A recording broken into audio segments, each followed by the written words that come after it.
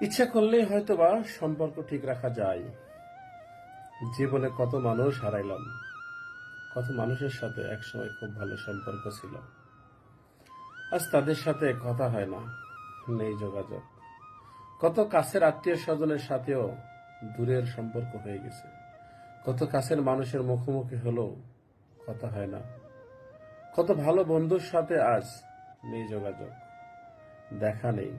যে যার মতো কাজ করে যাচ্ছে, কোনো খোঁজ রাখে না।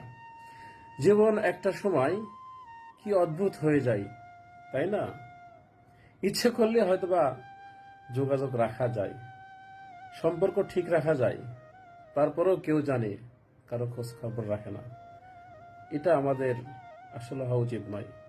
আমাদের সবার উচিত একজন আরেকজনের খোঁজ খবর রাখা, প্রত্যেকটা বন্ধু বান্ধব আত্মীয় স্বজনের খোঁজ খবর রাখা।